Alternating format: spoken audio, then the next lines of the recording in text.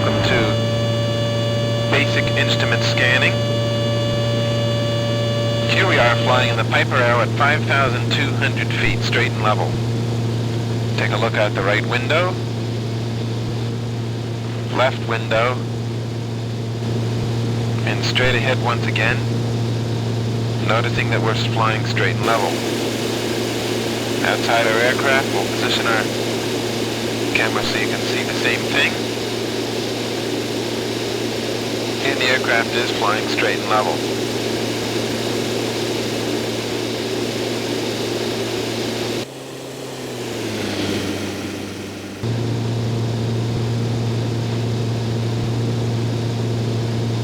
Now, with proper instrument scanning technique, an IFR scan is very important.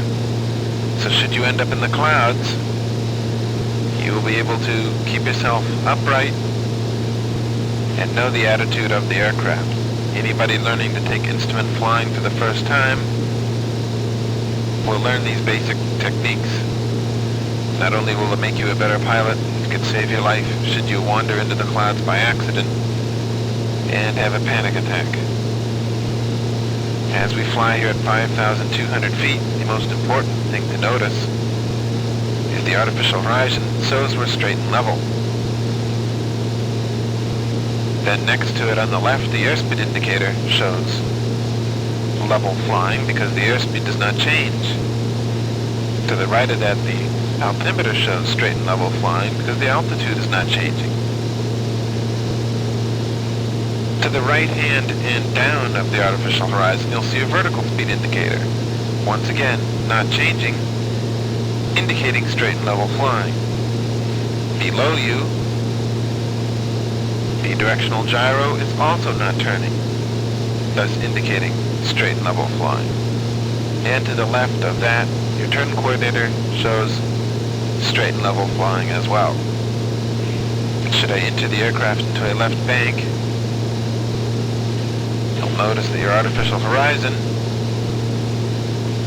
the directional gyro below it, and the turn coordinator to the left of it all show that you have entered a left-hand turn. Now in a proper instrument scan, you should notice these things. Let's return the aircraft to level and tell you what the proper instrument scan is. The proper instrument scan is to start at the artificial horizon and go in a star pattern.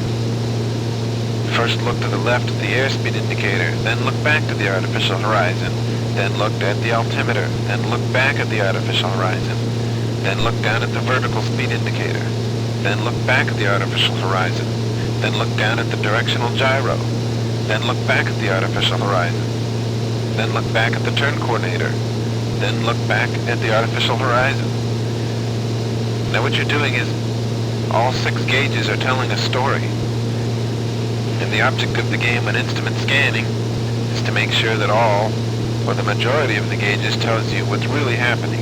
You never know when an instrument may fail, or the pitot-static system could become blocked, yielding your altimeter, your airspeed, or your vertical speed useless. If the engine-driven vacuum pumps fail, you will then lose your artificial horizon and your directional gyro. Most of the time everything works fine and you can continue to rely on your artificial horizon as your primary source of IFR flight. A proper instrument scan will make you get the whole picture and fly the aircraft using all the instruments, thus making you safer and more efficient. Please start off by, in this case, your instrument scan looking at the artificial horizon, then airspeed, then artificial horizon, then altitude, then artificial horizon, then vertical speed, then artificial horizon, and then your directional gyro, then artificial horizon. Oops, what's that? It looks like we're going down. Notice that you are going down.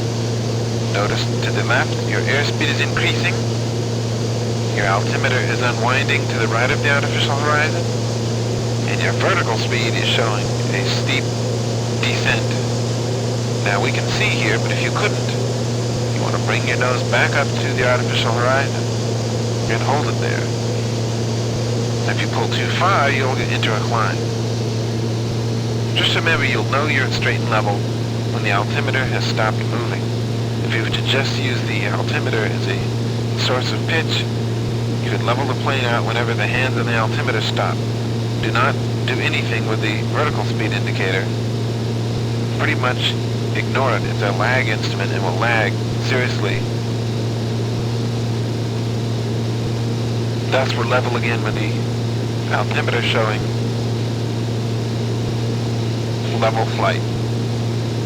Once again, if I should enter a climb, or a climbing turn, or a climbing descent, the instruments will tell me.